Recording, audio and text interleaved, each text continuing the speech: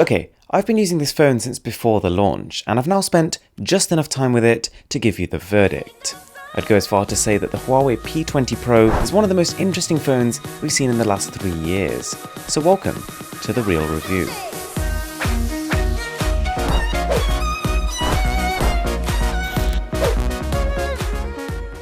One thing worth knowing before we dive head on into this is where the phone fits into the market, price-wise. To give an idea in terms of pounds, the P20 Pro can be had for $799, which makes it a fair bit cheaper than the iPhone X at $999 or the S9 Plus at $869. But at the same time, it's far from a value-oriented handset. You can get the top-tier OnePlus 5T for just $499. Okay, so the company has made a huge deal about the camera here, and its DxOMark score is off the charts. So is it 10s across the board? Well, right off the bat you'll notice a few things. The extremely fast shutter speeds, 3 times optical zoom which lets you take clear photos from much further away, and this aspect is pretty much better than every mainline flagship phone. It's also got top-notch low-light performance. Seriously, this beats pretty much every phone before it. Nighttime mode uses the artificial intelligence capabilities of the phone to further reduce noise and make it look like the phone was stabilized when taking it. And aside from the slightly too aggressive bokeh effect, portrait mode is also very good.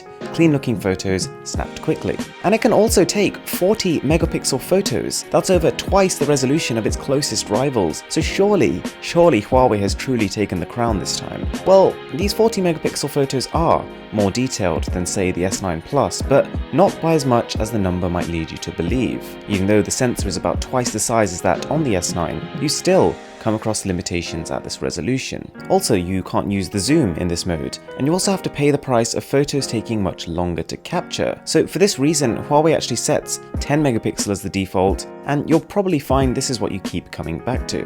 Huawei also uses AI to detect the scene you're in and add color and contrast accordingly, which sometimes can actually work really well, but I've just found myself turning it off and coloring my photos myself. You could have spent an entire minute setting up a photo only for the phone to suddenly realize there's a blue sky in it and completely change the color profile. With even sprinting while holding the phone resulting in stable footage, this is really one of the best stabilizations we've seen on a phone. But when you scale that up to 4K, which really is the current standard and almost an expectation of a phone in 2018, this stabilization drops off a cliff, and it goes from one of the best flagships in this area to one of the worst. So as a verdict on the camera, it's very good.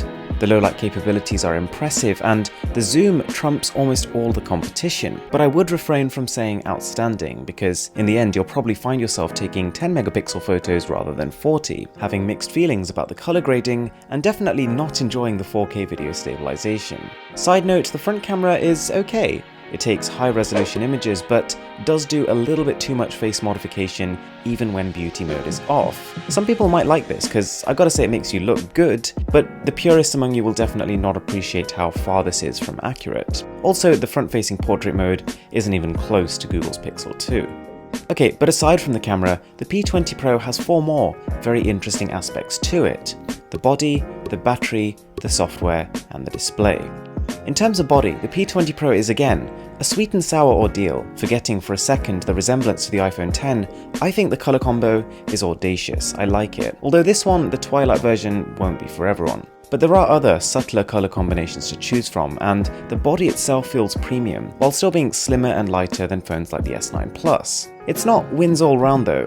Some won't like the similarities to Apple's offering, and the P20 Pro has skipped the headphone jack, doesn't have wireless charging, and only has IP67 water resistance, compared to IP68 on most other flagships. And fingerprints are a problem. And the fingerprints are more frustrating on this phone than ever, because you can just tell that Huawei have poured so much time and love into creating this glimmering finish, and yet I've never needed to use a case on a phone more.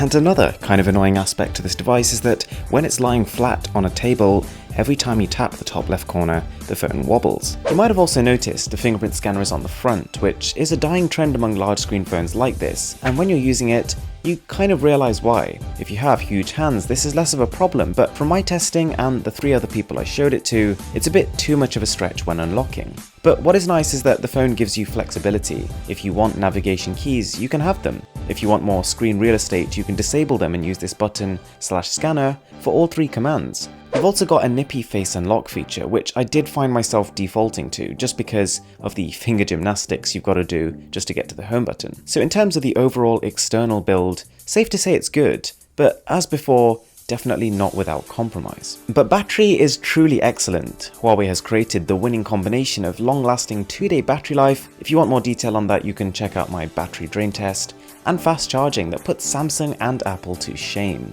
Software. There is a lot to say about software. The phone is running on EMUI 8.1, which is based on the latest Android 8.1. And in that sense, it's great. I was expecting 8.0, but the fact they've got the most recent version on day one means they're ahead of the game. But whilst this is Android 8.1, you can probably tell it doesn't really look like it. EMUI is Huawei's own skin on Android, the same way Samsung has Samsung Experience or HTC has HTC Sense, but I'm not even sure if at this point we can really call EMUI a skin. In the P20 Pro, it is ingrained into pretty much everything you do. It's almost a separate version of Android altogether.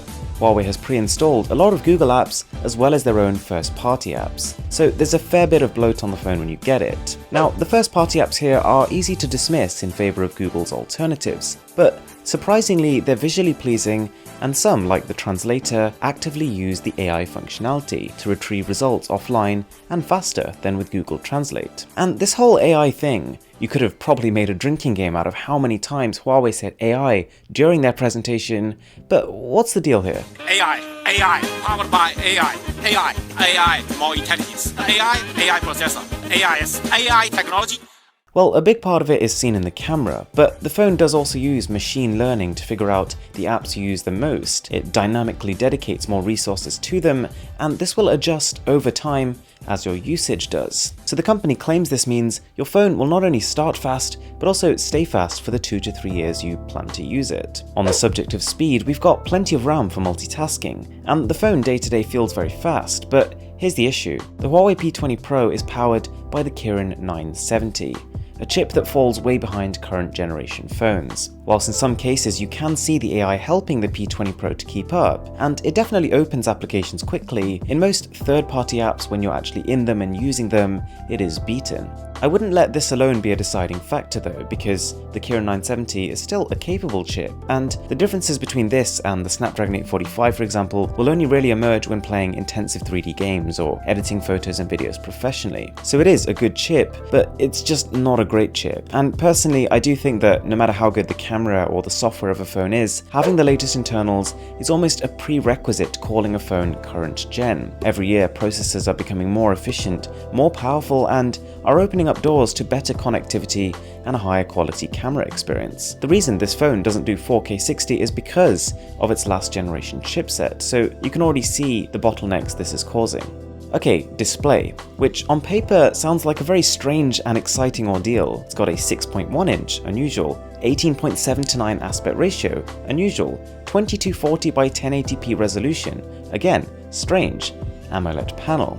But honestly, whilst all this sounds very new and exciting, what it translates to is just a slightly above average viewing experience, solid levels of brightness and fairly vivid colours. It falls short of the S9 Plus here by quite a long way in terms of brightness, colours, resolution, and the P20 Pro also misses out on the curved nature of that phone's display, which definitely adds to immersion. And of course, we've also got that polarizing notch, but honestly, Huawei has made the best of it. The notch is smaller than with many other phones, the icons are split between either side, and almost every app works in full screen thanks to the software.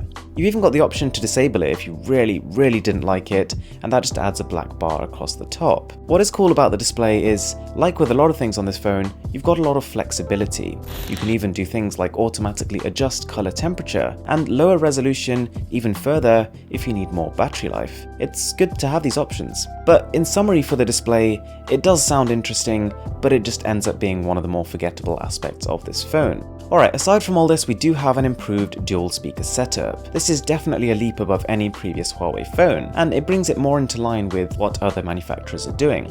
There are no SD cards though, but I wouldn't consider this a problem because 128GB of internal storage is standard, of which over 110 is available. So, In summary, the P20 Pro is one of the most ambitious phones we've ever seen. It is a cheaper device than most of its competitors, but in no way feels like it. And in some aspects, it is raising the bar for what to expect from a mobile phone. Camera, battery, and design-wise, it is a jump not just for Huawei, but for the entire smartphone game. Some aspects are definitely underwhelming, like the video recording or the older chip inside, and the AI integration is still not really a game changer. But don't let this sway your opinion of the device. The Huawei P20 Pro is good. Surprisingly good. Alright guys, I really hope you enjoyed this video, and if you did, if you could smash that subscribe button down below, that would really mean a lot to me. And with that being said, my name is Aaron, this is Mr. Who's the Boss, and I'm signing out.